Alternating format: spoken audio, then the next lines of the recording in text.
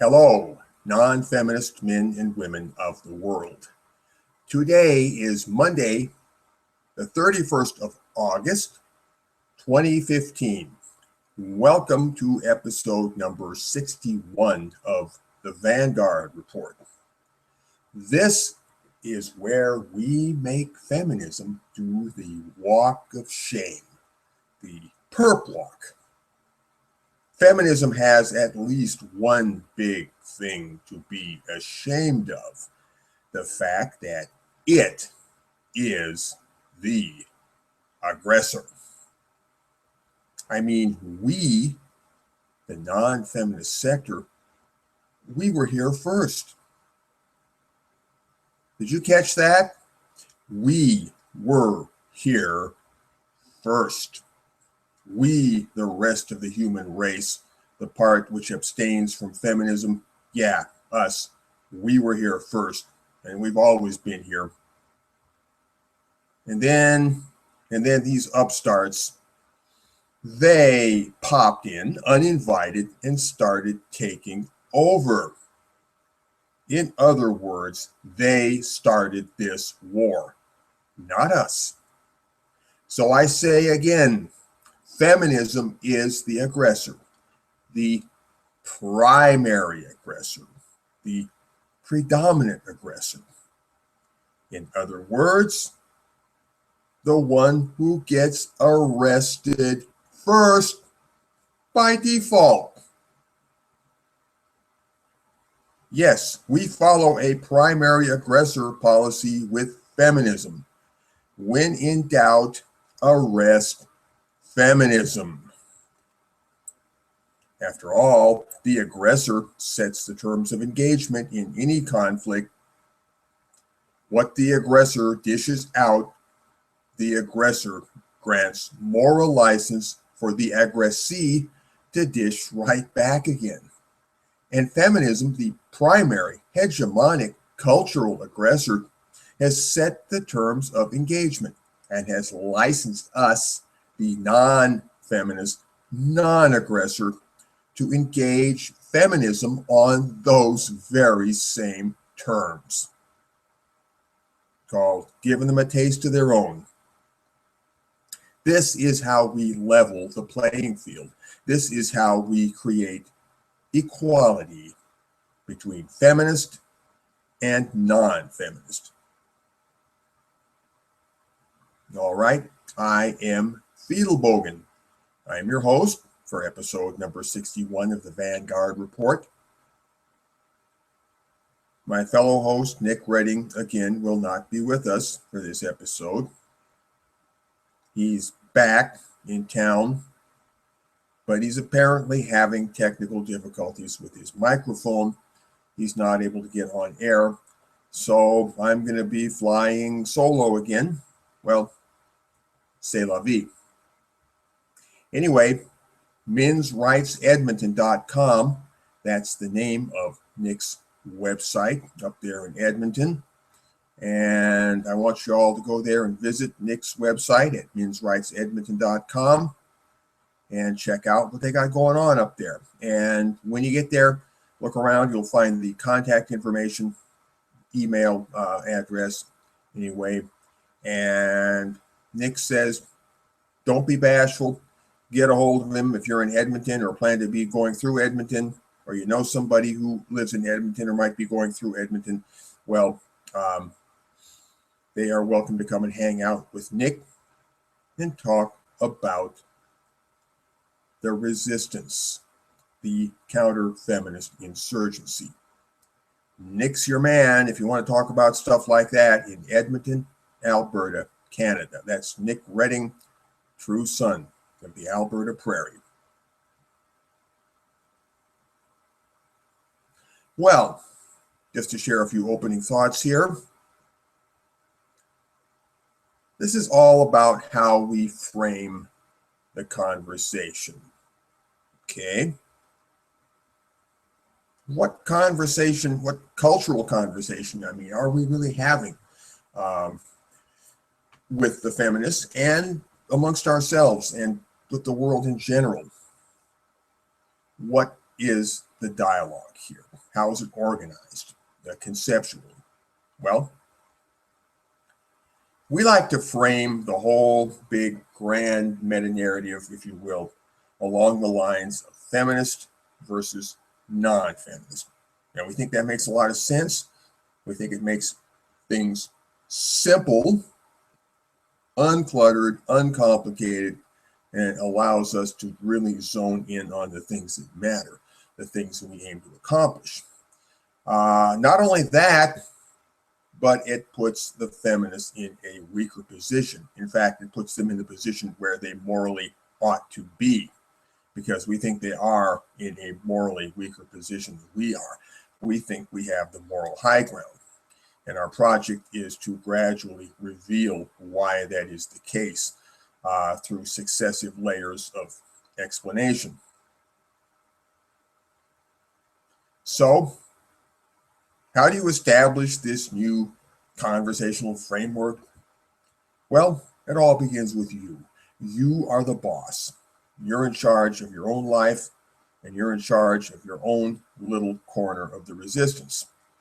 And a good place to start, a good way to start, is just to stand up and say, I do not support feminism. Pretty simple, wouldn't you say? I do not support feminism. Anybody can say that. Problem is, when you do this, a feminist will typically respond with something that we call the talking point trick. Okay? The talking point trick. That's the trick of the talking points. Then they will rattle off a bunch of feminist talking points or issues and imply that if you do not support feminism, as you say you don't, if you do not support feminism, then you are on the wrong side of history because you do not support those things that the feminist is talking about, or in the case of bad things, that you do support them. All right? Now that right there is where you zone in for the metaphorical kill. If you're not literally, killing anybody, okay, all right, this is just a figure of speech. This is where you go in metaphorically for the kill. You inform them in your own words that you never said squat about any of those issues or talking points that they keep bringing up. All you ever said was that you do not support feminism. See? You're not talking about women's suffrage or the wage gap or any of that. You're just talking about feminism. And feminism is something else entirely separate from feminist issues or talking points. Feminists use feminist issues and talking points as a way to deflect the conversation away from the actual core subject of feminism, the question of what is feminism and the question of what is feminism doing to the world, what effect is feminism having on the world. That's the real core question we ought to be talking about. And when feminists bring up feminist issues, feminist talking points, well, they are steering the conversation away from the central topic of feminism per se. Feminism qua feminism. Okay? Well, the good thing here at this point in the conversation is that you have them on the defensive. When you get to this point, you have them on the defensive. And if you continue to play your cards right, you will keep them on the defensive. If they insist on interrogating you further on the matter of feminist issues and talking points, you simply inform them that you have no moral or legal obligation to tell them why you do not support feminism or to apologize for your lack of feminism in any way. When they start grilling you about the wage gap, etc., just say, I do not support feminism. They have no right to grill you. They have no right to interrogate you. Basically, if you tell them that you do not support feminism, all they can rightfully do is suck it up and hopefully smile and go away and leave you alone after that. Okay? And if they harm you further in any way, then they can no longer pretend to occupy any kind of moral high ground. All right? Their duty is to leave you alone when you say you don't support feminism, or if you say that you're not a feminist. All right? Their duty is just to suck it up and leave you alone.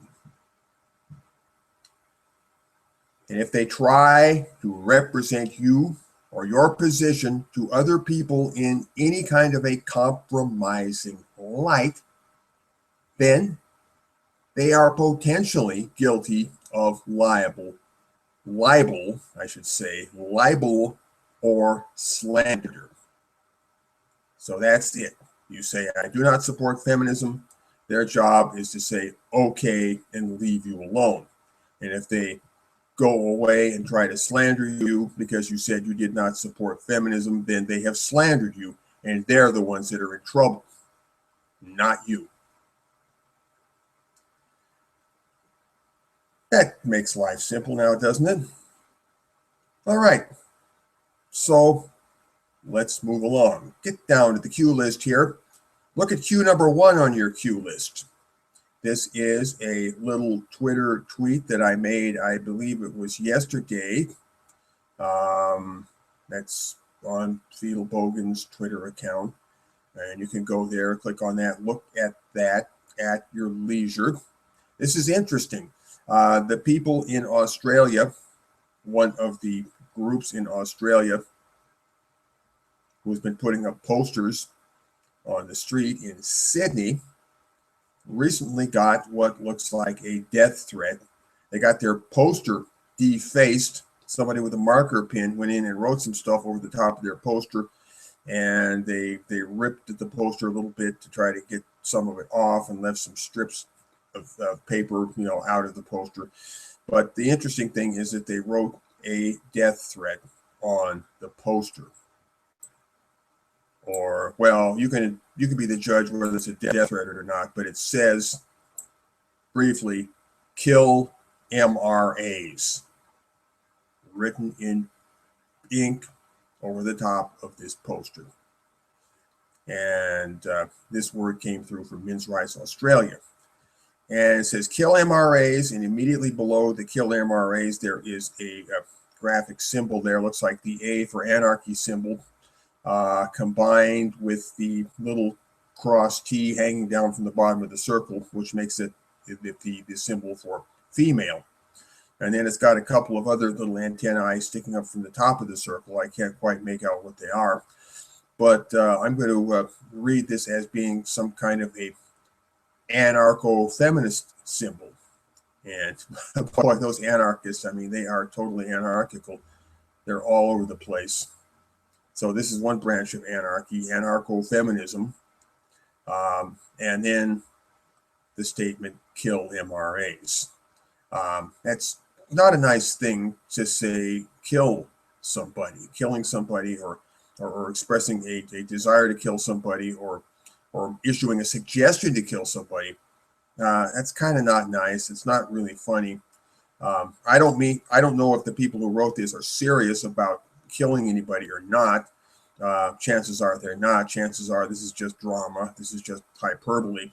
But still, I mean, you got to weigh those words. I mean, you're talking about inflicting death on somebody here. I mean, even if it's just hyperbolic drama, it's still talking about killing somebody is talking about killing somebody. It expresses a certain level of animus in the mind of whoever wrote this. And this poster they put up there is the old classic where it says men's rights are human rights, at the bottom of the poster. And then on the upper part of the poster, it says, you would not You would not be afraid of black people. You would not hate Jews. You would not do this. You would not do that because you are a decent person. And then at the bottom it says, men's rights are human rights. Like I say, this poster is an old classic. This poster draws the most animosity of any of the various posters, I think, that have gone up during the era of postering. The idea that men have human rights, that men are half the human race and have human rights, that idea draws such wrath, such ire from certain people. They hate the idea that half the human race has human rights just the same as the other half does. They hate that idea. They hate it with a vengeance. And you suggest that idea, and boy, look out. They're going to go after you. And we see it here. And the little slogan at the top, kill MRAs. What does that mean? Well, I'll translate for you. This looks like FemSpeak. FemSpeak is a language spoken, sort of a code language, if you will, spoken by feminists and feminist-inclined people. MRA just means enemy of feminism.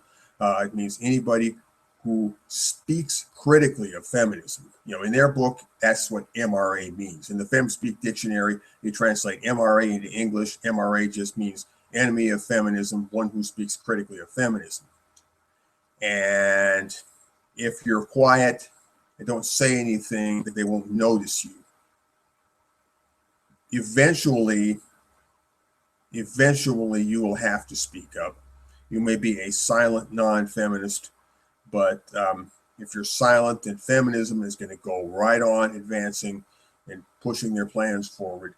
And eventually it's going to come to a point where it hits you where you live and you no longer have the option to remain silent. You'll have to speak up because they're doing something that impinges on your world in a way that you cannot just sit by idly and tolerate it.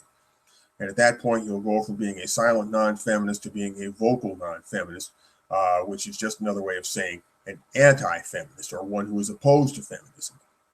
And then that's when they'll start calling you by this funny little word MRA. MRA, well, the acronym means Men's Rights Advocate, which seems like a perfectly harmless thing, a good thing. I mean, you're advocating that men, who are half the human race, have rights. Now, what is wrong with advocating or speaking up for the fact that half of the human race has rights? And yet, as we see, they want to kill you if you speak up for that idea. And we also see, as I've been trying to make clear here, that what they really mean by that word is just anybody who speaks against feminism, any vocal or high-profile non-feminist, which puts you in the category of being anti-feminist. You come onto their radar screen, you come to their attention in any way, that is what they will call you. You are this thing called an MRA, who is a person who advocates the rights of half the human race and is an enemy to feminism simply because you threaten the feminist power structure. And how do you threaten the feminist power structure? Well, you do it because you threaten to rip the cover off of feminism, to rip the mask, I should say, off of feminism and reveal the face beneath the mask. And the face beneath the feminist mask is not a lovely sight. I've looked at it. Some of us have looked at it. And believe me, it's not pretty. So anyway, just remember, anytime a feminist says the word MRA, they just mean anybody who opposes feminism, who they perceive as an enemy. And that takes in potentially an awful lot of people. It takes in millions and millions and millions of people out there.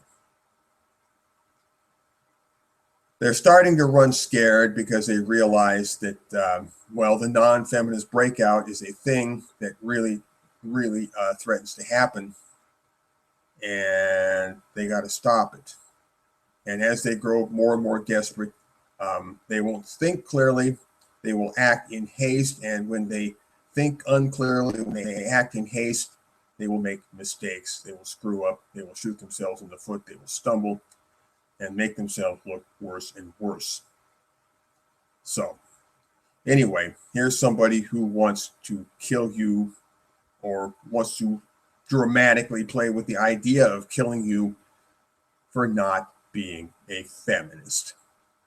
From the land down under in Sydney, Australia. Click on the link, you'll go there, you'll see the picture. And when you're there, do us a favor, give it a retweet, okay? We want this to get around. Very well. Next, cue number 2. This is from the notorious, celebrated Janice Fiamengo, professor at the University of Ottawa in Canada. Janice Fiamengo has certainly gone through her baptism of fire. If any of you have watched those videos where she was giving the presentation and the radical feminist student group came in there and gave her hell, and they had to shut down the thing, and I believe they moved to a different room. Anyway, Janice Fiamengo's been there. Janice Fiamengo is a thoroughly on-side person. Janice Fiamengo is an inside person, meaning she is inside the institutional structure. She's right in the belly of the beast, being in academia, being an academic person. Well, that's the kind of person, or I'm sorry, that's the kind of people we need, people on the inside. Okay, this is an inside-outside job. And so here we have at least one such person, Janice Fiamengo. She is an inside person. She is an academic. She is in academia, and that is a power node. Okay? Go watch her video. I might as well talk about the video that I am linking you to here. Every week on Thursday, Janice Fiamengo puts out another video. He's working in conjunction with Studio Brûlé. And Mr. Brûlé was the man who brought us the original Warren Farrell carnage from Toronto way back at the tail end of 2012, as I recall. That was the big thing that got things rolling. That was the big break. Mr. Brûlé was there with his camera. He captured all of that spectacle, and it went viral. It was a shot heard around the world. And after that, just one domino fell after the other. And the next the next occasion at the University of Toronto was when Janice Fiamengo came there to give her talk. And they protested there too. It wasn't quite as bad that time, and that was when Dan Perrins, did a quick impromptu interview with Janice. But it was later on at the University of Ottawa, as I recall. It's Janice Fiamengo's own school where she really went through her baptism of fire. That's when they invaded the auditorium where she was speaking and pretty much effectively prevented her from making her speech. Anyway, this video, like I was saying, every week, every Thursday, Janice puts out these videos on YouTube, and I recommend you go there and watch every one of them. They're all good. They're short. They're about 5-6 minutes long in general. This latest one was on the subject of women's suffrage, on the subject of voting and winning voting rights for women, which is one of those feminist talking points that I mentioned a couple of minutes ago. Feminists love to go on and on about the vote, about women's suffrage, and about how feminism gets the credit for getting the vote for women. Well, that's a complex discussion right there. I won't go into it. But, hello. Hey, can you hear me? Nick, are you there? Nick, that sounds like you. Yes, I can hear you. I can hear you. Great. Hey, guys. Okay. All right, well, the show is in progress here, so I'm going to just go on. We were talking about Janice Fiamengo. And anyway, I was recommending people to go to this cue number 2, which was Janice Fiamengo's latest video that came out last Thursday, this most recent Thursday. And she talks about women's suffrage, about getting the vote for women, and she basically makes a good stab at debunking the feminist historiography upon that subject. And she also does me the honor of including my AVFM article on that subject in her list of links that she put in the low bar on the YouTube video. I am honored. I am flattered by that. Oh boy, yeah, she's a great. I mean, she not only is she great as an activist and great in the field, but she's also just a really nice person. And I would love to have her on the Vanguard Report sometime. Yeah, I was thinking about that myself, but anyway, um, Nick, is there any way you can modulate your equipment there? Maybe lower the volume slightly. You're coming through rather harsh. Um, no, I'm afraid not. I don't know how. I'm just using my like usually I tune in with my external microphone because over Skype a lot of people find me too quiet.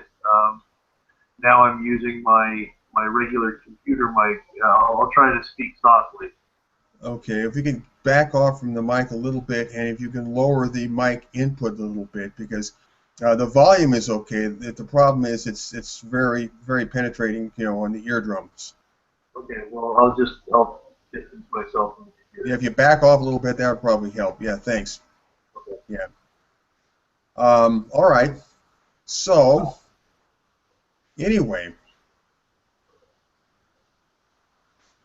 so on the subject of women's voting rights, women's suffrage, I gotta say, it irritates the tar out of me to hear feminists say that women were oppressed by not having the right to vote in olden days. Excuse me, oppressed? I must take exception to the semantics here, for it is not plain to me that what was happening ought to be called by such a heinous name. I am aware that some people might think it was a bad thing that women couldn't vote, and I'm aware that other people might think it was a good thing. Now, as you might expect, I am a third way thinker upon this subject. I would submit that women's historical lack of voting rights was neither a good thing nor a bad thing. Rather, it was a morally indifferent state of affairs based on a cultural consensus that was shared by men and women alike in the past. Our ancestors lived in a very, very different world than we do, and their cultural norms were very, very different from ours, yet undoubtedly befitting to their world, a world mysterious and unknown to us nowadays. Who are we to judge? So was it really inherently such a horrible thing after all that women could not vote? And why was it inherently such a horrible thing? Why should it even matter? Did the average woman in those days honestly feel that voting was all that? Seriously, who are we newfangled ones to judge the men and women of past times for their very different way of life with its very different demands and pressures that we can no longer entirely fathom? Needless to say, we all know that most men, I repeat, most men could not vote during most of those same years in which women could not vote. Men and women could not vote. And that there was only a trivial time lag between full manhood suffrage and full womanhood suffrage. Something else that nobody to my knowledge has pointed out is that electoral politics as we nowadays know it is a very recent historical innovation. It virtually did not exist before the French Revolution and came into focus gradually. Starting in the early 1800s, after the French Revolution had gotten the ball rolling, the vote was increasingly conceptualized as a prize plum which everybody ought to possess. But prior to then, not so much. Hence, the vote as a kind of holy grail of democracy is a very recent idea.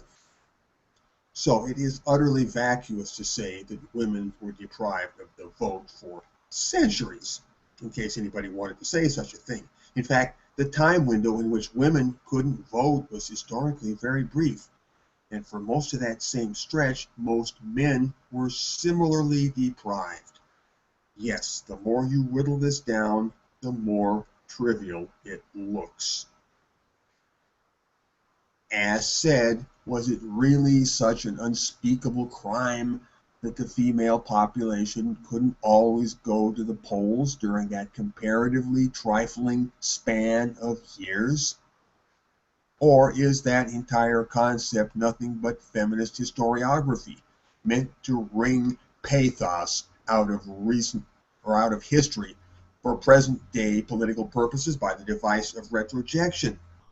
That would certainly conform to standard feminist technology, wouldn't it?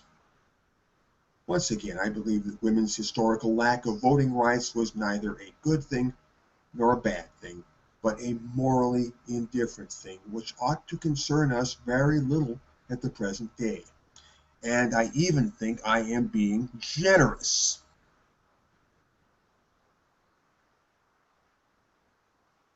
I lost my place here. Oh, yes. I even think I am being generous. For to be intellectually honest, I believe a case might be constructed that it was a positive good in the context of those times. And I repeat, in the context of those times. Okay, I'm buffering myself a little bit here.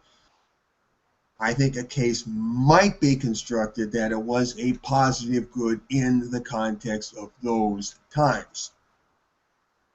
However, I am willing to settle for morally indifferent and call it quits. Look, it's simple.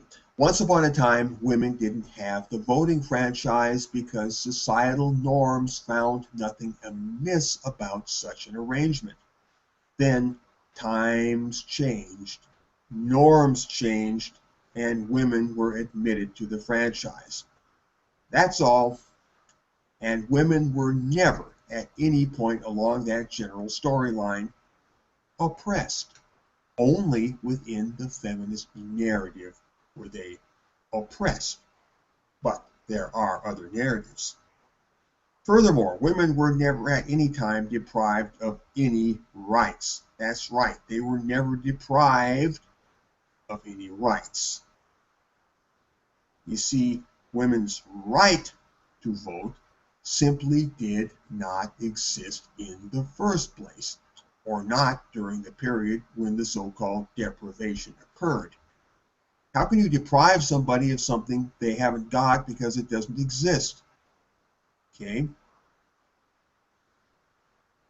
I mean that rights, quote unquote, rights are only a figment, only a mentation, only a notion, only a construct. Rights do not exist in their own right.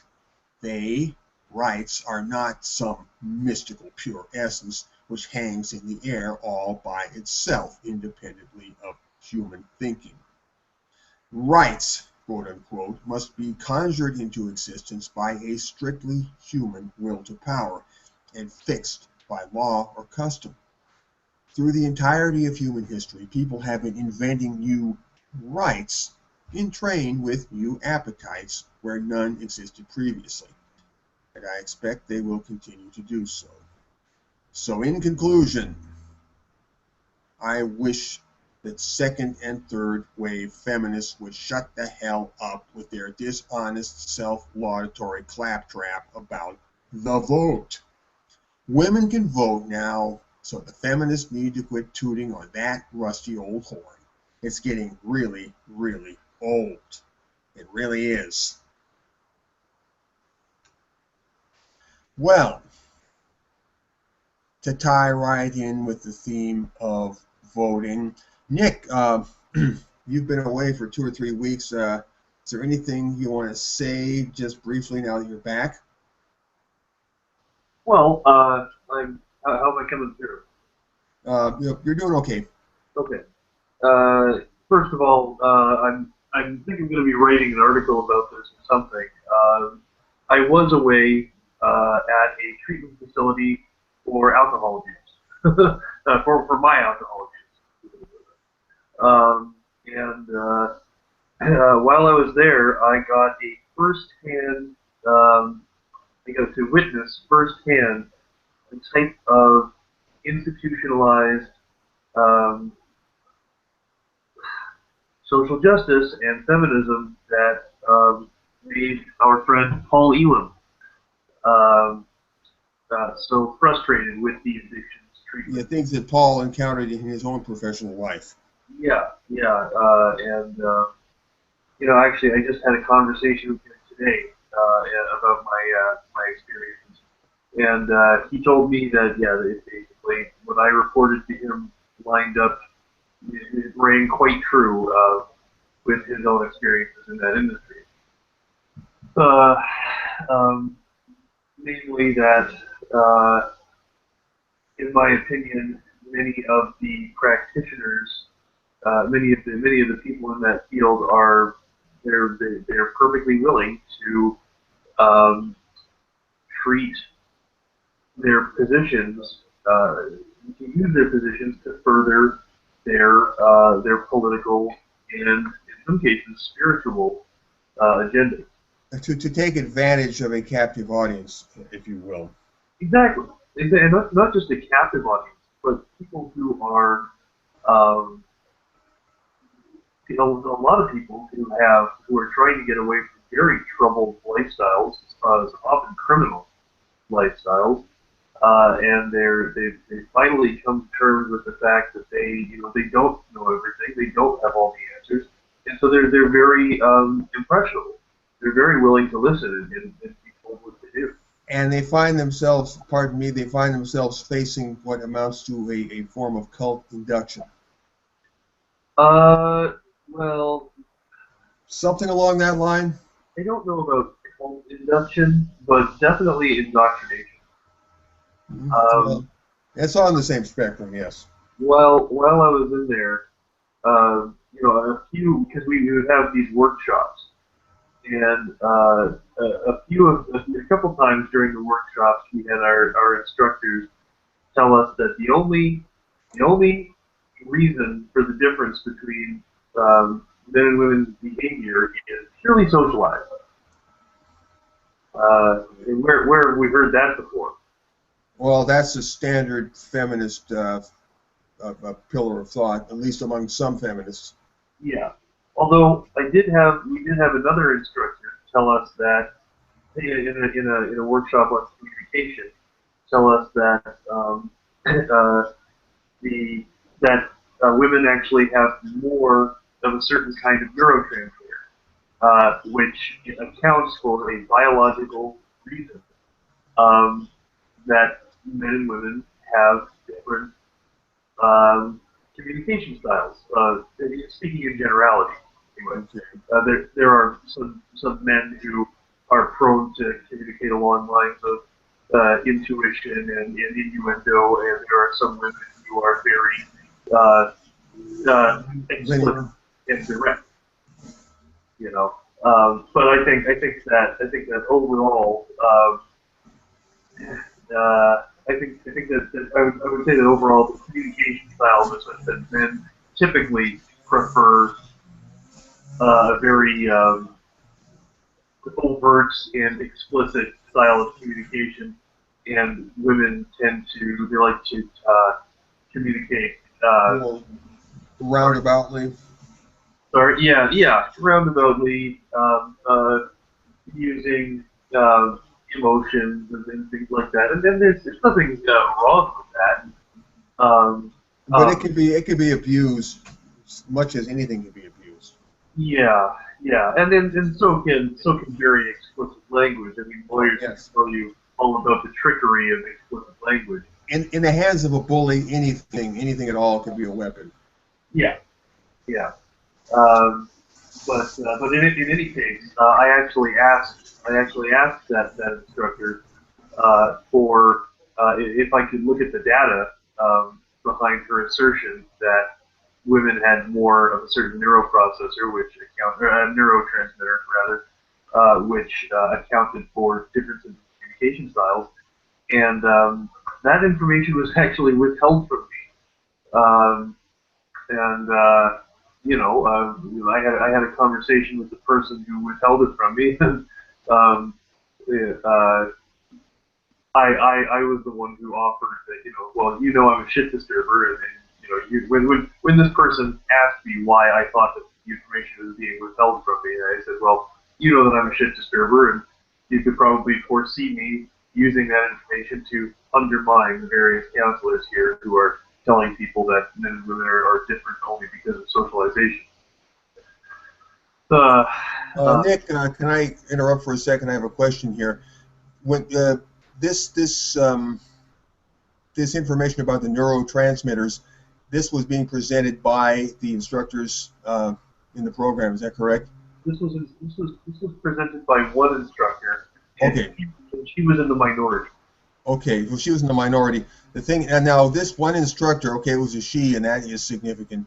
Did this one instructor somehow imply that this argued for female superiority in some way? No, just different.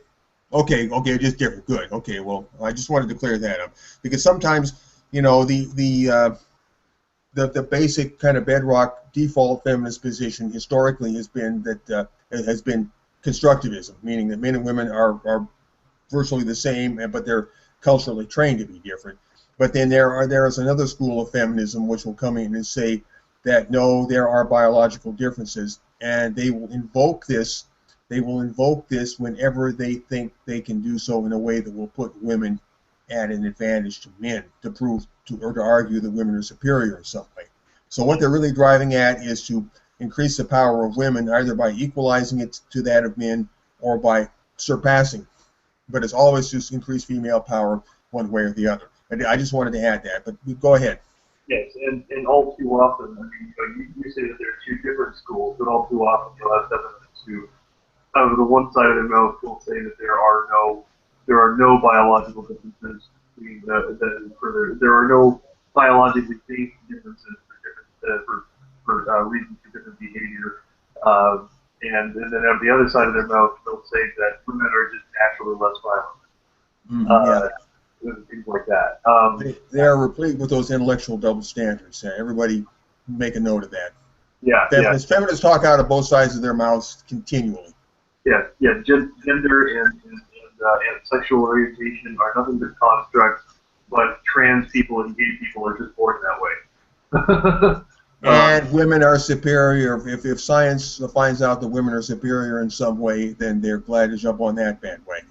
And of course, there's the old favorite, the X and Y chromosome, and the deteriorating Y chromosome, which, by the way, is no longer science. It's been shown to be wrong. And so there's that. And also, what was interesting is that when I spoke with this one instructor out of class, and when I said, "Can I see the data on that?" she asked, "Oh, are you having girl trouble?" I'm sorry, having what kind of trouble? Girl trouble. Oh, girl. Oh, she asked you if you're having girl trouble. Yeah, it was just. I think it was just light banter. Oh, light banter, but still, it's significant that there would be it would be that particular light banter and not some other light banter. Well, it's anyway, she said, "Are you having girl trouble?" Because she gave a class on communication. She was talking about the differences in communication. So, she didn't know what kind of critter she was dealing with there, clearly. But then when I said, but when she asked me if I was having girl trouble, and I said, well, no, some of your colleagues are telling us that the only reason for the differences between male and female behavior are socialized. She gave a sort of exasperated sigh. Meaning, okay. I think I know that exasperated sigh. It's the exasperation of, why will you not embrace my cognitive dissonance? I don't think it was. No, I think she was kind of. She was like. I think she was on side with me. I think she was pissed off that her coworkers Oh, were. really? Yeah, because she kind of like it was sort of frustration with her coworkers. Oh, I Uh, see. and and then I followed up by basically calling it Maoist bullshit. You called it Maoist bullshit. Yeah. I'm assuming that they had self-criticism sessions. No, If this was AA based, I'm pretty sure they had self-criticism sessions going on there. um, there were I don't no. They worked pretty closely with 12-step programs, but they were not AA based. Well, they weren't AA based. Okay, well, just took a stab in the dark there. Yeah. So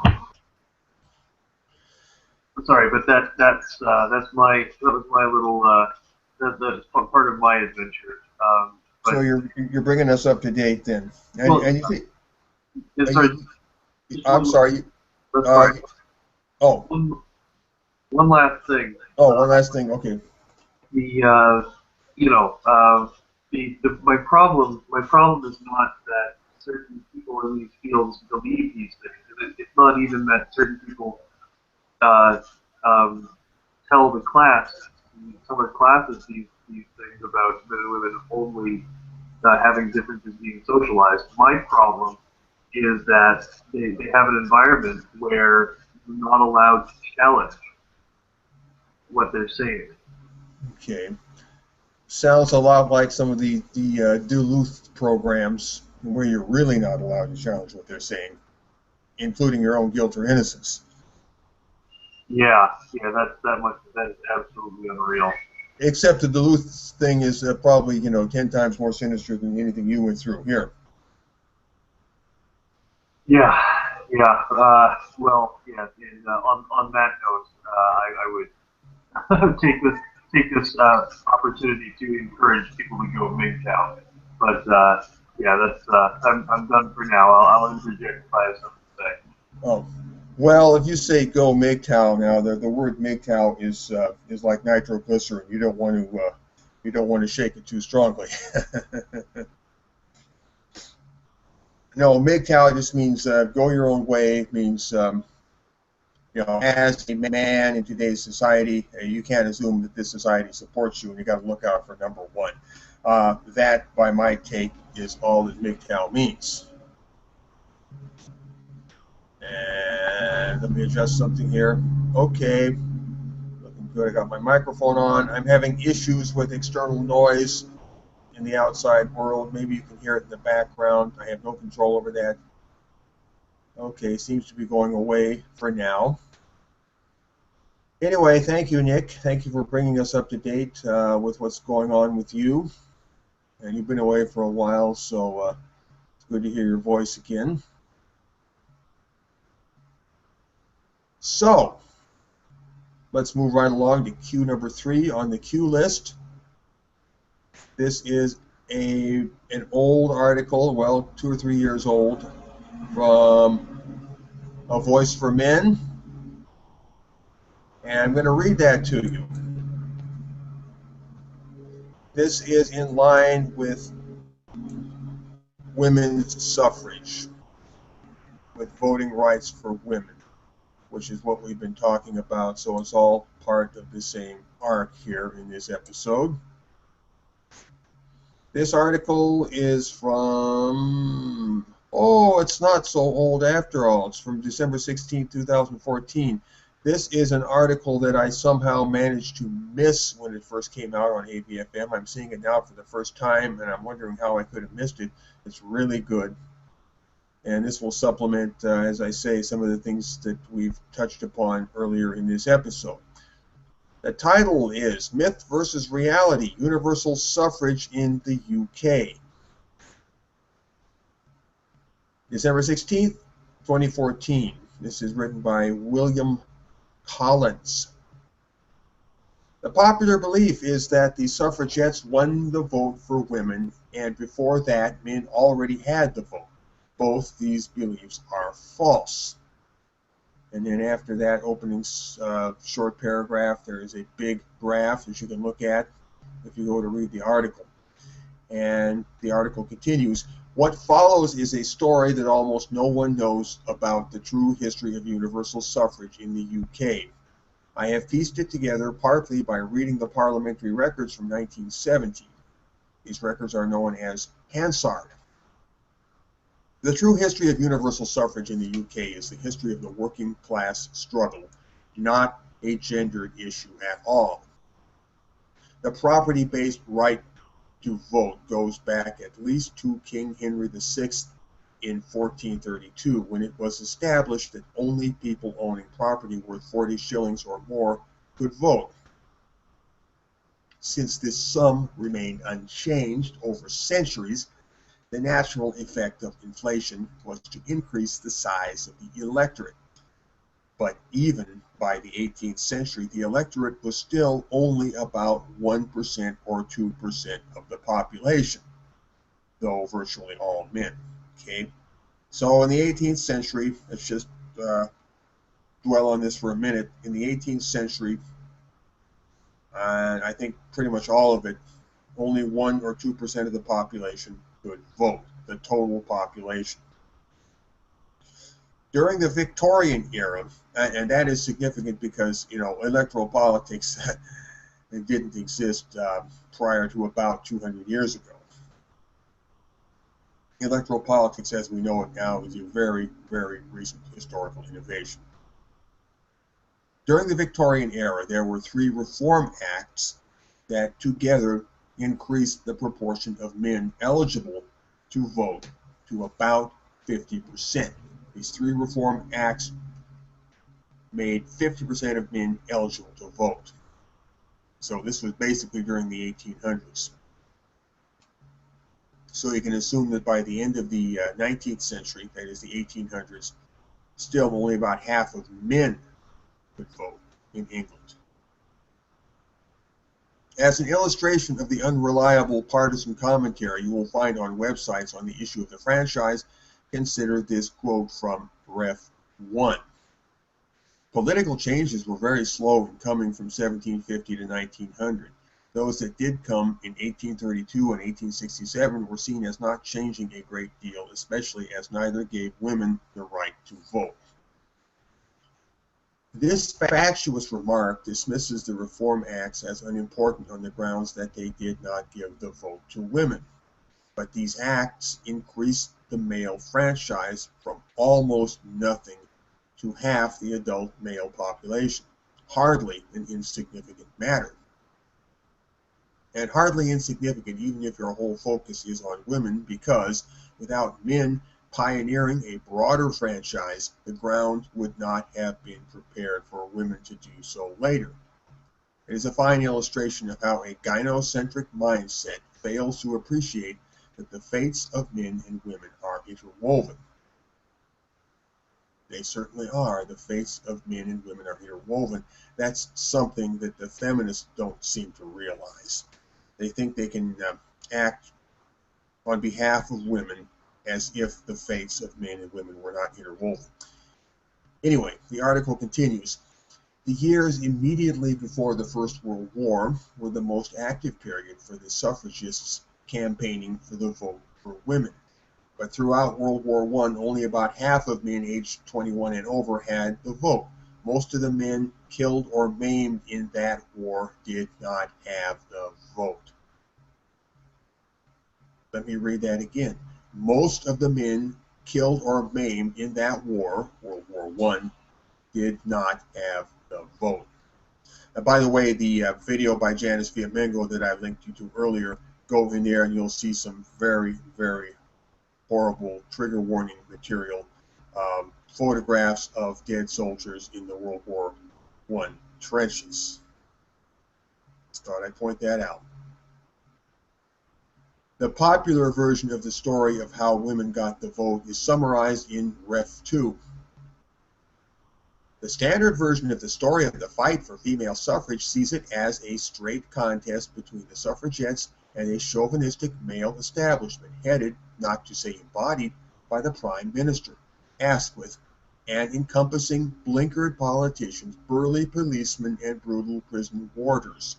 This traditional version has the merit of simplicity, with obvious heroes and villains, which makes it well suited to general public consumption. Unfortunately, it ignores some of the important paradoxes of the story. That is an understatement. The standard version of the story is completely incorrect. The principal misunderstanding that I wish to expose is that before World War I, the main barrier to women being granted the vote was not the absence of support for the idea among male politicians. On the contrary, there was widespread support within the Liberal and Labour parties. Ref 2 tells us. On the whole, male politicians were by no means opposed to some form of female suffrage. The Labour Party supported it, and leading figures like Keir Hardie and George Lansbury were deeply involved in the issue. Lansbury to such an extent that he voluntarily, though unsuccessfully, put himself up for re-election in his Bow and Bromley constituency on a female suffrage platform. A substantial section of the Liberal Party, quite possibly the majority, supported it, as did many leading Liberals, including Churchill, Lloyd George, and Sir Edward Grey. In view of such widespread support for their cause, why did the suffragists fail to win the vote earlier? The answer is, with delicious irony, their sexism. The sexism of the suffragists. They campaigned for votes for women, but they should have campaigned for votes for all. They failed to understand the nature of the obstacles to their enfranchisement. It was not lack of male politicians' support. The obstacle was that working class men did not have the vote, and it was politically essential for working class men to get the vote before it became possible for women. Prior to World War I, there were many attempts to pass bills to permit limited female enfranchisement. All failed. They had to fail for a very simple, purely party political reason, because only men from the upper half of society had the vote. The best that could be offered to women was to give the vote to upper class women. Follow this closely. Because only men from the upper half of society had the vote, the best that could be offered to women was to give the vote to upper class women. See? But the support for female enfranchisement lay in the Labour and Liberal parties. Giving the vote only to upper class women was perceived as introducing a few million extra conservative voters into the electorate. So how could the Labour and Liberal parties support it? It would have been electoral suicide. So, those men who were inclined to favor female suffrage nevertheless had to vote it down, while the conservatives were against it on principle. So you see, votes for women were an impossibility unless and until working class men got the vote to break the above political deadlock. Let's see if we can summarize this. They were extending the franchise to men based on how high up in the social ladder they were. So it's upper class men who were getting the vote first and lower class men who were getting it later. So if they had already given the vote to a certain number of upper class men, and meanwhile people are agitating to give the vote to women, if they just gave the vote to women in general, then they would immediately have to give the vote to all men in general just to be symmetrical. They couldn't just give the vote to upper class women and then leave lower class women and lower class men without the vote. See, it was a can of worms. By 1916, the British government realized it had a problem. The electoral process had been shot to pieces by the war. Nice choice of words there. The electoral process had been shot to pieces by the war. The electoral register had become a nonsense, with the most important voters being away fighting in France and elsewhere, and huge numbers of people in the UK had moved around the country to do essential war work. This led to a fundamental rethink of the franchise. The extraordinarily egalitarian recommendations of the 1918 Representation of the People Act were summarized by a near-contemporaneous U.S. source thus: the old practice of defining franchises in terms of relationship to property would have to be discontinued, and that in lieu thereof it would be necessary to adopt the principle that suffrage is a personal right inherent in the individual. Wow, that's heavy. It would be necessary to adopt the principle that suffrage is a personal right inherent in the individual. This puts a whole new light on things. This proposal to extend the franchise to all adult men enjoyed overwhelming majority support across all parties and in both houses of parliament. It was recognized that anything less would be insupportable after the horrors of the trenches. See, so this was post-World War I thinking. This is absolutely clear from reading the many debates on the Act in 1917, as recorded in Hansard.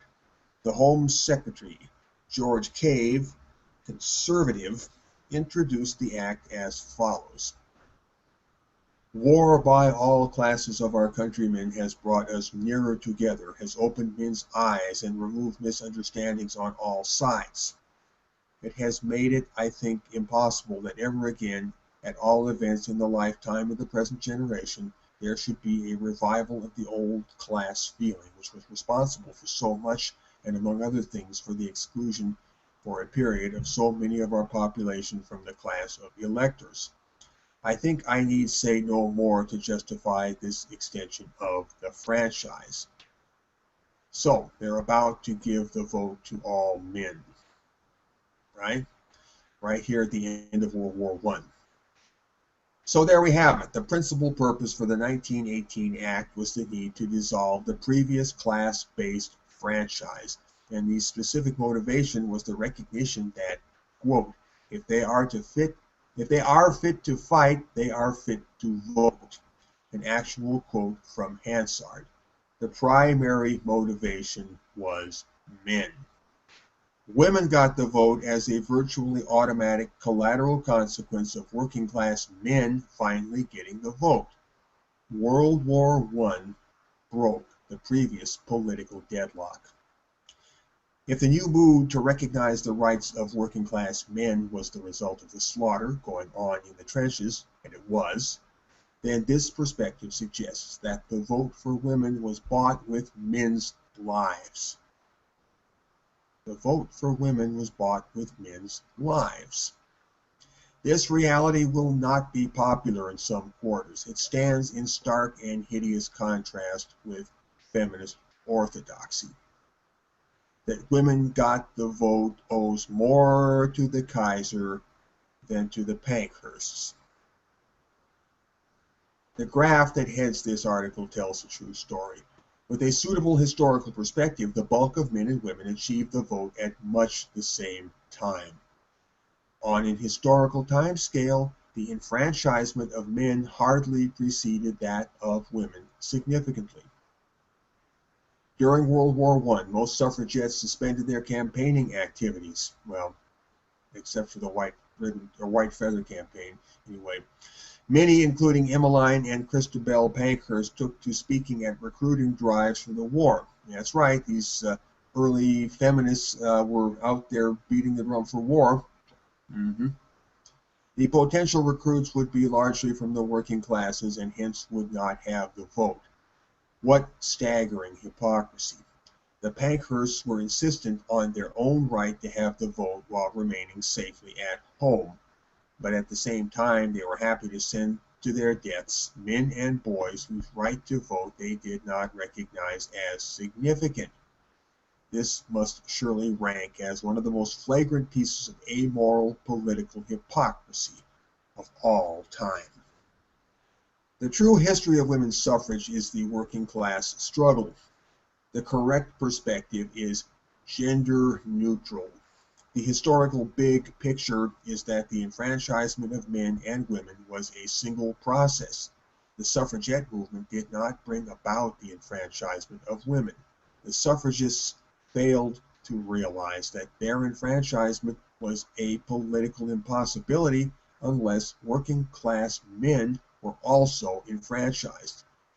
This big snag was unsnagged by World War I, not by political protest. While the suffragettes' perspective was the gender-specific votes for women, this was only because they did not recognize the equal rights of working-class men who were also disenfranchised. The irony is that universal suffrage was ultimately achieved thanks to the slaughter of those same working-class men in the trenches. For this motivated the enfranchisement of working-class men, which had been the barrier to women's enfranchisement. Monstrously, the one action of the suffragettes that really did assist with gaining votes for women was their involvement in sending men away to war. Present-day feminists are culpable because even with the leisure to put the history into proper focus, they still insist on regarding the suffragettes as triumphing over the hegemony of men. The orthodox feminist narrative is not only inaccurate, but disguises a horrible, if unintentional, truth. The woman good, man bad worldview is not only false, but in this context also flagrantly heartless. End of article. So that's a great article, worthy of reading, rereading, careful thought and study. That is cue number 3. Now let's move along. Well, before we move along, Nick, anything you want to chime in with?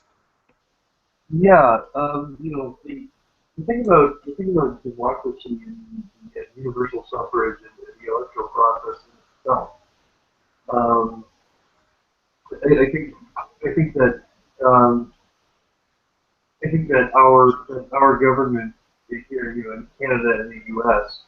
I think that the reason that there's a lot of reasons, but one of the reasons that they're such good bedfellows with feminism is because um, feminism really trades on the idea that voting is a big deal, that not having the vote is oppression, and I think that when the democracies, our governments tell us this lie that voting is the difference between freedom and slavery.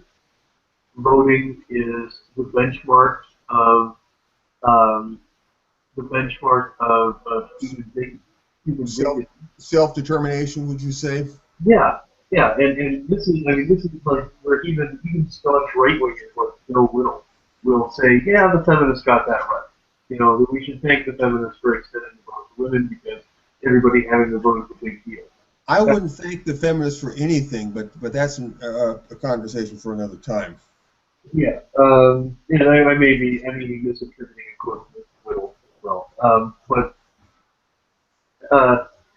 the um, but that is something you'll get out of the right wing for sure.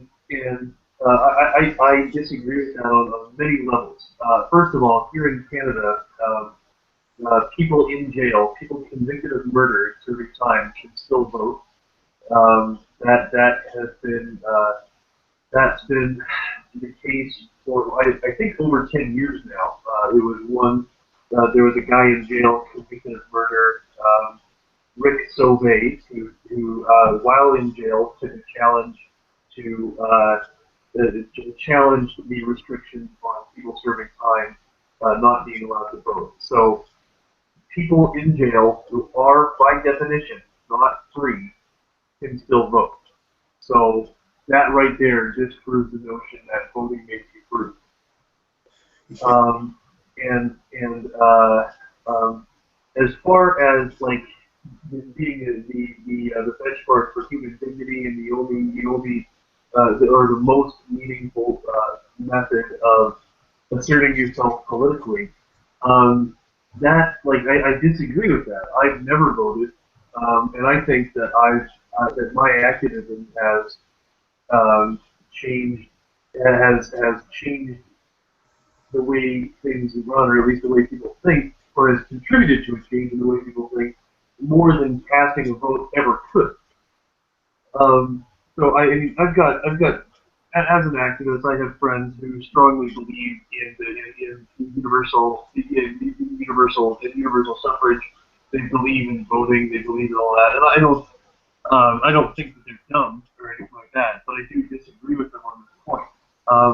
I think that in a democracy, being able to vote is obviously a cornerstone, but I think that things like freedom of assembly, freedom of expression, and freedom of speech, and freedom of conscience, these things are so much more important than just casting a vote. And just making a punch on a piece of paper somewhere. Yeah.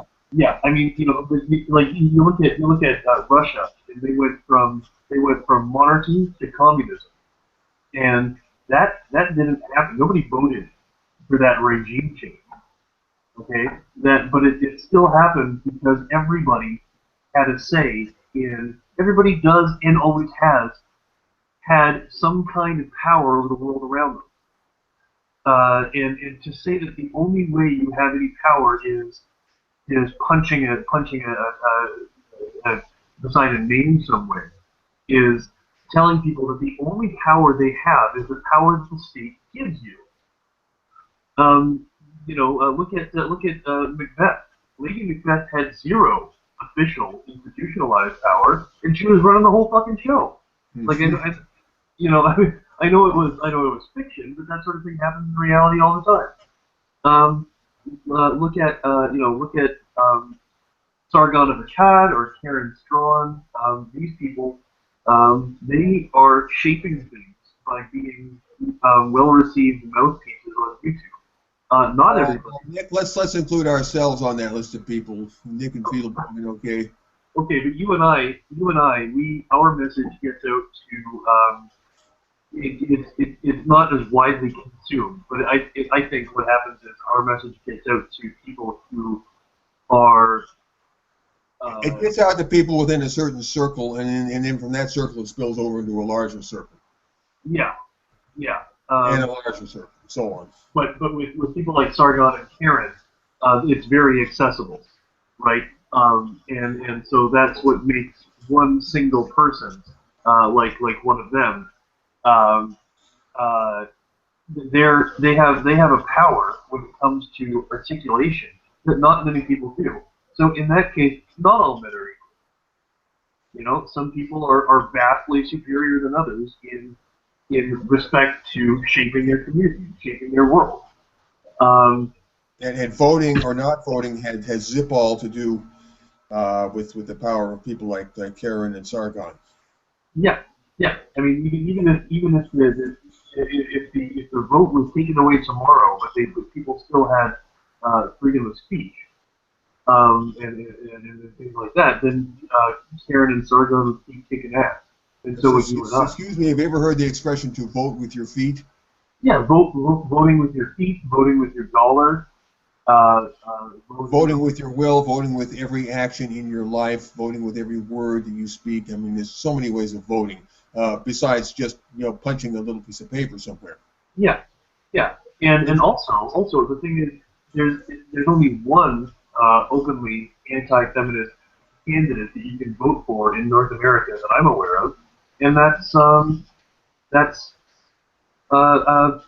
Lauren Southern.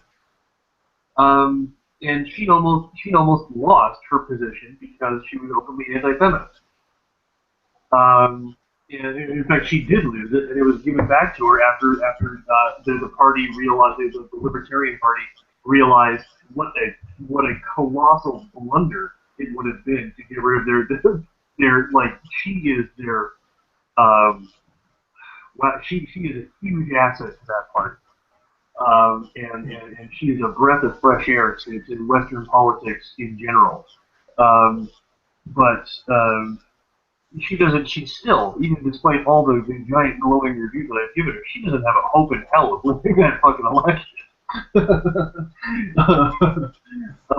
Well, that does not make her ineffective as a quote-unquote politician. No, but she's still. You know, in terms of the message getting out there, I mean, getting elected to office is just one rather narrow form of politics. Oh yeah, and I mean, you're talking to someone who ran in an election itself. Oh yes, And and you were practicing politics whether you got into office or not. right, and it was still. I mean, I'm not against democracy. I'm not against the vote. I've taken part. No, there's no reason to take away the vote. It wouldn't help at all. Yeah, I've taken It part. wouldn't be a total disaster if it happened, but there's no reason to no positive reason to say take it away. Yeah. Bringing everything back to what I'm saying here. The vote is fine and dandy, but don't don't be mistaken in thinking that it's some kind of be all and end all, which is certainly is not. Which is what feminists would have you believe. If you simply realize that the vote is not all that in a bag of chips, then that completely neuters the feminist argument that women were oppressed by having the vote rather than men. It takes the wind out of their sails, yes, certainly does. So that's what I was driving at with all that. Please carry on. So, well, my take on voting, generally speaking, is it's like going to the ballot is like going to a restaurant and looking at the menu, and if everything on the menu is just gross or not interesting or not appetizing to you, it doesn't matter, what you choose on the menu. You're not going to get, you're not going to be eating what you want to be eating. And I think voting is very much like that. When the power is controlled oligarchically from the top down in the first place, then voting is nothing but a little kid's toy steering wheel on the dashboard of a car. While Daddy holds the real steering wheel next to him. Yeah, and that's sort of what I was getting at when I was saying there's only one openly anti-feminist candidate to vote for, and that's Lauren Southern in Vancouver. So if you live in Vancouver, not only is she running there, but I believe she's also running as a member of parliament. So Parliament. Well, that's yeah. Okay, so, I didn't know that. Yeah. So keep So if you're in Vancouver or in BC, please vote vote Lauren Southern. That's coming from someone who doesn't believe in voting. Okay. Oh, speaking of, if you're not, if you're done, go. If you've got more to say, go ahead and keep talking. Well, that's a big part of the reason that I don't vote is because there's no one who's willing, almost no one who's willing to say that feminism is government corruption. You've got one or two guys in England who called feminists odious bigots.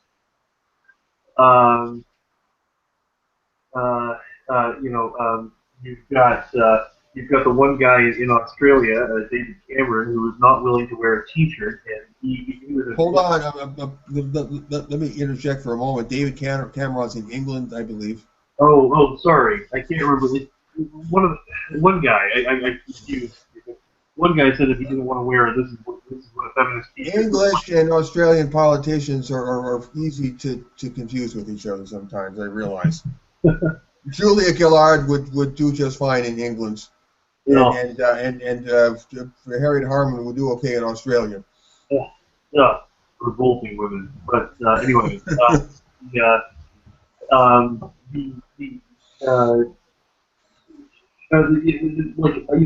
I grew up very in a very left-wing community, and now all my friends are right-wingers and libertarians and conservatives, and in both instances, when I was growing up, everybody was like, oh, we want to vote NDP, which is the Canadian Socialist Party, but that would be throwing our vote away. So we're going to vote, but we have to beat the Conservatives, so we're going to vote Liberal. And then when I saw in this last American election, that people were saying, oh well, we want, like Ron Paul really represents our beliefs, but he's never going to win. So, but we got to beat Obama, so let's vote for Romney. And even though Romney isn't a real conservative, and that's another big problem that I see with the Democratic process. That's a habit people need to get over. They need to absolutely vote their conscience. Yeah. If everybody voted the way that they wanted, then maybe these people who really stand up for what they believe in, whatever it is, would have more of a chance. The political dialogue would begin to shift, is what would happen. The conversation would begin to shift, and that's what we need more than anything. Yeah, because it's this ultimate, well, what I really want isn't going to win. So it's this ultimate compromise that is so nobody gets what they want, except for people who are really masterful at controlling this kind of discourse. Yeah. Well, when you vote that way, you end up voting for the limitations of discourse, or a certain limitation of public discourse. The public discourse is going to be framed by what you ultimately vote for. And if you vote for what you really want, if you vote your conscience, if you vote your principles, then you will eventually begin to admit that conscience and those principles into the realm of public discourse. It will become part of the conversation. Yeah. Otherwise, you're shutting it out in the cold. Yeah, and so if I might get a bit more involved in voting if there were more candidates who would say feminism is corruption. It is police corruption. It is academic corruption. It is corruption of the media. And it is moral and intellectual corruption and social corruption is corruption on so many levels. Yeah, and we're not going to stand for it anymore. We want this out. We live in a secular society. Feminism is a religion, and religious people are more than welcome to live here. But it is effectually a religion. And they have to abide by. People of any religion have to have their religious beliefs and behaviors have to abide by the constraints of our secular society. Within secular society, well, one of which is separation of church and state. Yeah. And another of which is free speech. Yeah, and any violation of that separation between church and state is corruption. Any infringement on freedom of speech in the U.S. or freedom of expression up here in Canada is corruption. And I'd like to see some politicians who are willing to stand up for that sort of thing. So that's my 2 cents. Well, maybe that's the next big revolution. Maybe politics is going to turn in that direction at some point. Anyway, you go to the restaurant and you look at what's on the menu, and everything on the menu is terrible. The thing to do is just put down the menu and walk out of that restaurant. So, let's move along. Cue number 4. Something on a little bit different note here, but it's good. Well, it's not good, but I mean it's something good to talk about. Ohio University student is naming and shaming anyone accused of sexual harassment on Twitter. One more time. Ohio University student is naming and shaming anyone accused of sexual harassment on Twitter. Now, that's ambiguous there, that sentence. Does it mean that he's naming and shaming people who commit sexual harassment on Twitter? The sexual harassment happens on Twitter? Or does it mean that she's naming and shaming people who commit sexual harassment and using Twitter as the megaphone through which to do that naming and shaming? I guess we'll have to read the article to find out what's going on here.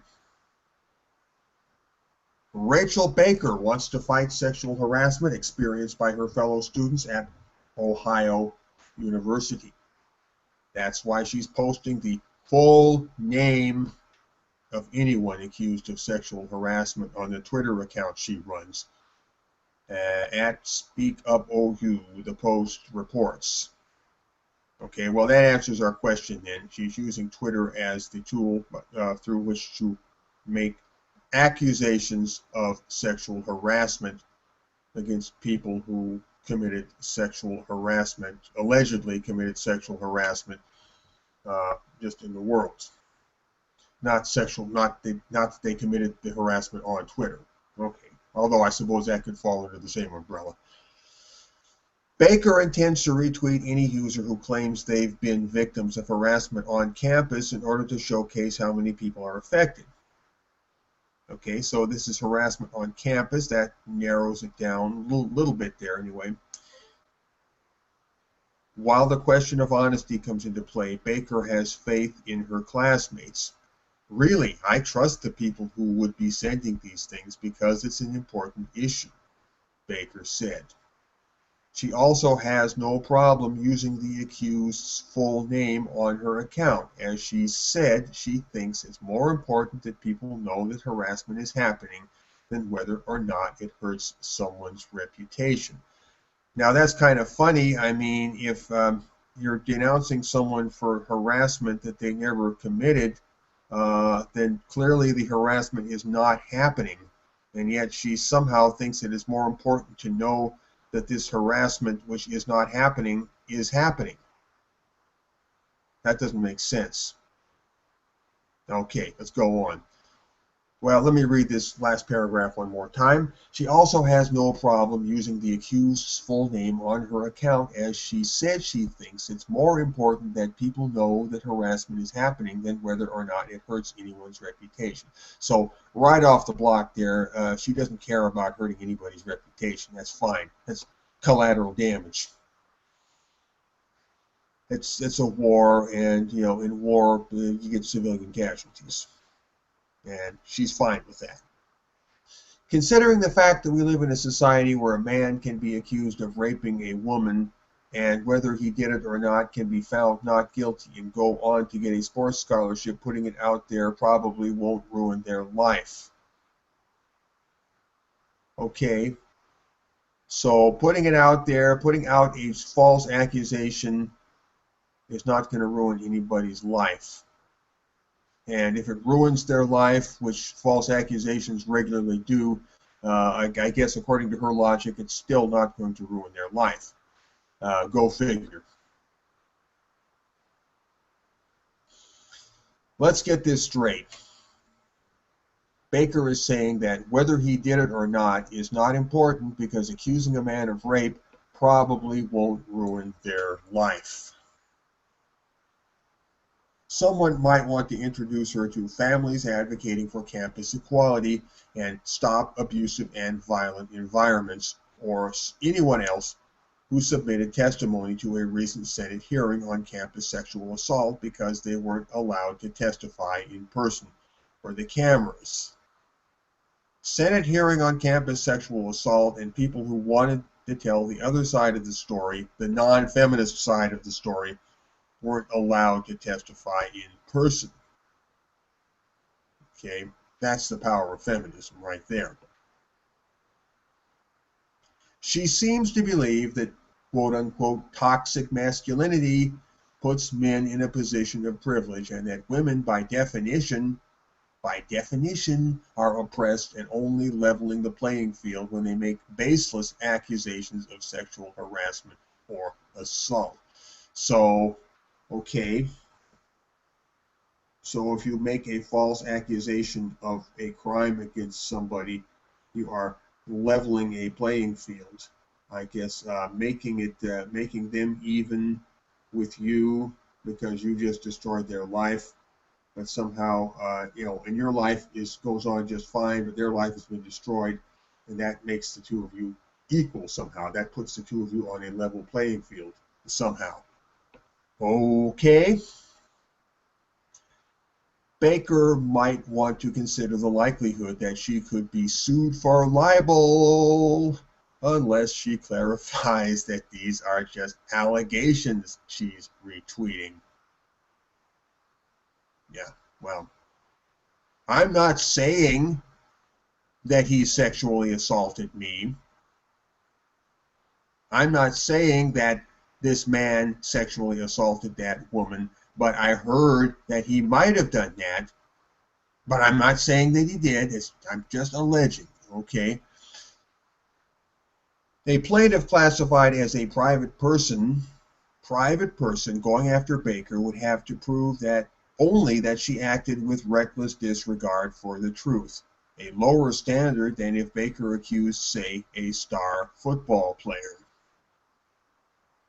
Well, on campus, it's just preponderance of evidence, which means very little evidence at all. Is what you got to do to get somebody, typically male, kicked out of college and have that black mark on their record for the rest of their life, and not even get the benefit of law or the benefit of due process in the criminal justice system. Her own words that a baseless accusation probably won't ruin their life seem like a good place to start. That's the end of the brief article, and there's a link to read another story on this same story. And that's it. So, Nick, what do you think about that? Anything? I think that's double plus good, comrade. Double plus good? Well, good for somebody. I don't know. Oh my God! You know, I've only our old friend Diana. People don't see what the problem with feminism is. I mean, you shove the evidence in their face over and over and over again. Oh, well, feminism is about equality. You don't understand feminism. Yeah, you know, there was a recent debate. Oh, it was in England. I can't remember the name of the institution, but Christopher Hitchens' brother was on the side. The debate was over.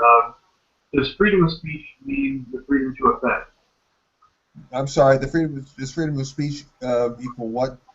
The freedom to offend. The freedom to offend, thank you. And Christopher Hitchens' brother, of course, was on the side that it does. The other side was a bunch of social justice warriors arguing that unless they have the right to shut up their opposition, then they don't have freedom of speech. Well, but then doesn't that put their opposition in the position of not being able to shut them up?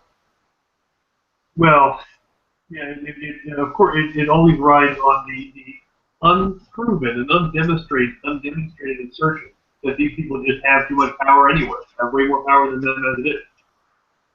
Oh, so this is on the assumption that the person who's doing the offending has more power somehow situationally than the other person does. Did I get that right? Okay. And it seems. I mean, I can't remember exactly what you said in there that dovetails with this. But something in the last article that I read, yes. Yeah. All too often. When you listen to Dr. Tara Pomolke talk about borderline personality disorder, now these people they don't see their own abuse as abusive, but they see any defense to their abuse as abusive. So it's not abusive for them to falsely accuse someone. It doesn't bother them that someone's life might be ruined. But if someone defends themselves against an accusation, then that in itself is abusive. Well, because the person that they're going after is a quote abuser, even if they have not committed any present abuse, that person has already been branded or classified as a quote unquote abuser or abusive person. Yeah, but that doesn't matter. We have to let people know that abuse is going on, right? I mean, well, yeah, we have to let that. I'm trying to plumb the psychology here. It's straight up double talk, double think. It's bullshit. Yes, it is all of that. and it's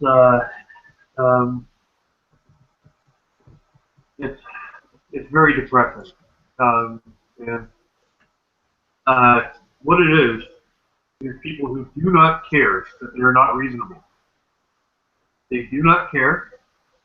They have power, and they are exercising. And their power is to pretend that they have no power in many cases.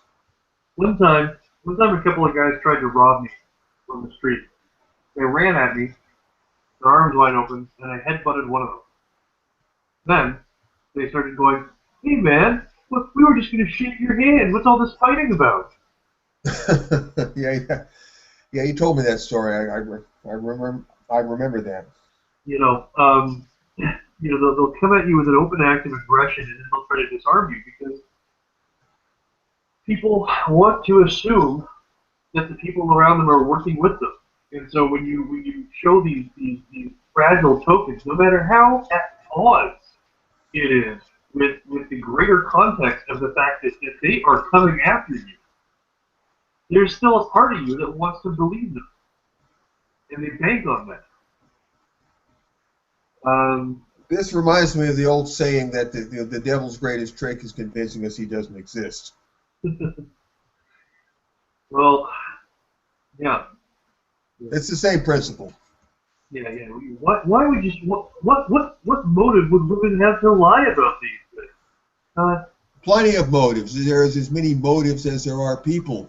Yeah. It's so it has to be. I mean, first of all, we have to recognize that these people are not. I know that you and Karen Strawn and Tom Golden and a lot of people put a lot of stock in cognitive dissonance. That these people don't act on some level. They don't know how full of shit they are. But that's a generalization. I think some of them know perfectly well that they're full of shit. Some of them are stupid. I mean, these people are not monolithic. Okay. I think that like what we're dealing with is okay. In the movie Sin City, the whole city is run by this guy Senator Rourke, and there's a scene where he's in a hospital with Bruce Willis. Bruce Willis is recovering from a gun travel or something, and he's in a hospital and handcuffed to a hospital bed. And Senator Rourke is in there, and he has a gun. He pulls out a gun, and he tells Bruce Willis that he could shoot him right there. There's about 500 people in the hospital, and I could pump you full of lead right now, and I could walk out of here. And everyone would lie for me, and everyone who matters anyway. Because power doesn't come from a gun or a badge. It comes from lying, and lying big. So big that because once you have everyone going along with something that they know in their heart ain't true, you got them by the balls.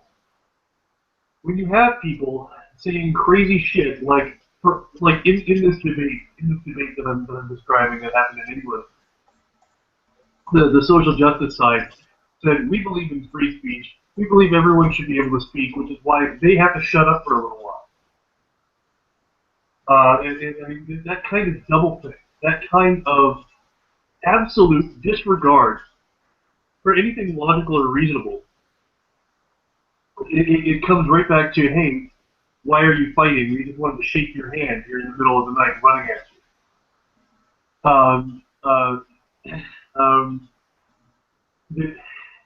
When people are reasoning entirely along lines of ethos and pathos, and they treat logos like it's the fucking enemy, because to them it is. The intrinsic value of that approach is that it is abusive. They are abusing you and getting away with it. Ha ha ha! Fuck you. Well, you're abusing them because you are thwarting their purposes, which they can twist in their minds to count as abuse.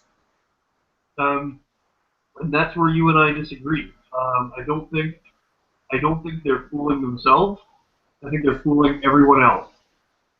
I think they. Well, they're not fooling everyone else. They're fooling a lot of people, though. Yeah, well, Too many. yeah, they're attempting to fool everyone else. Oh, yes. But, but that's the thing. There's uh, the first step of intellectual self-defense in this case is knowing full well that these people are your enemies. They're coming after you with any means at their disposal. It just so happens that right now they don't have the power to put you on the firing squad, but they would if they could. They intend to harm you. Um, They don't intend to feed you chocolate eclairs. no. And secondly, I would recommend that anybody listening to this look up mutual knowledge. Sociologist Stephen Pinker has an excellent video on the difference between individual knowledge and mutual knowledge.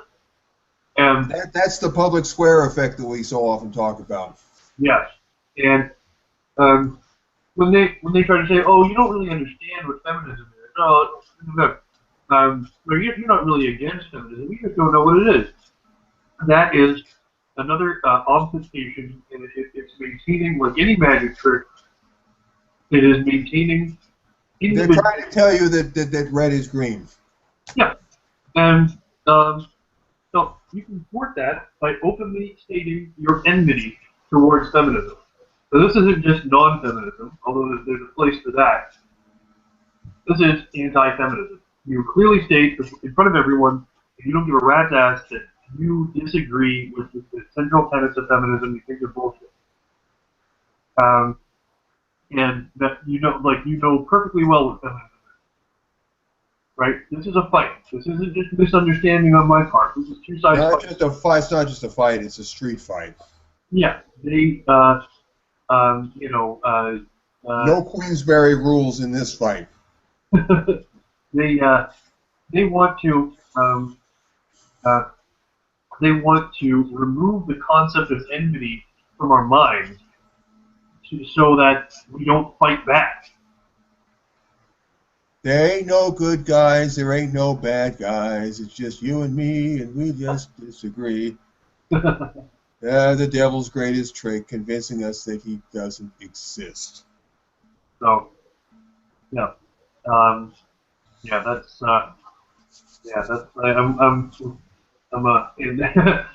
they taught us in rehab.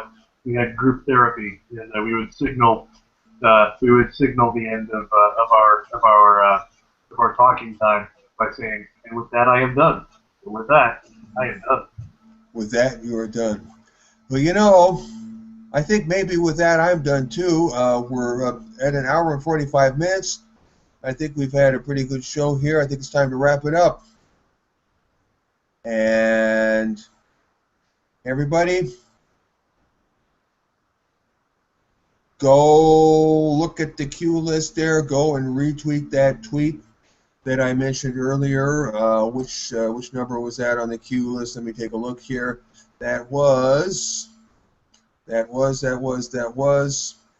Q number 1 on the Q list. Go look at that tweet. That is the quote-unquote death threat that they got in Australia. Go there, look at it, retweet it, share it around. This is how we rip the mask off of feminism, because really this is how feminism operates and how feminist-inclined people view the whole subject of rights for the male half of the human race, but more importantly, how they view anybody who is opposed to or critical of feminism, or anybody or anything which poses a threat to the feminist power structure. And they're very good at sensing that threat. They can smell it like a shark can smell, I don't know, blood in the water. Their own blood, maybe. I don't know. Yeah, go and retweet that tweet. Go watch Janice Fiamengo's video, which is Q number 2. And I think we've had a good show here. Nick, anything you want to say for any final words? Yeah, I would recommend that people look up the old show V from the 80s, not the new version that they came out with a couple of years ago, and not V for Vendetta. The science fiction show called V about aliens who come to Earth and they start setting up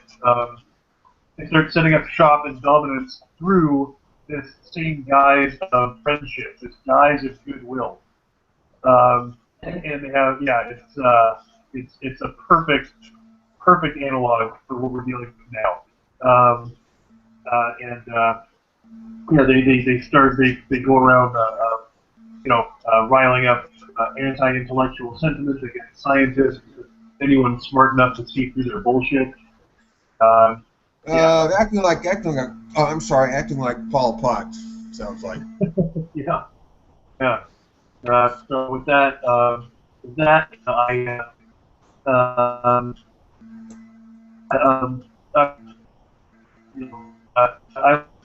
Oh, Nick, you're breaking up there, pretty fierce there. sorry, I live in Edmonton, Alberta, Canada.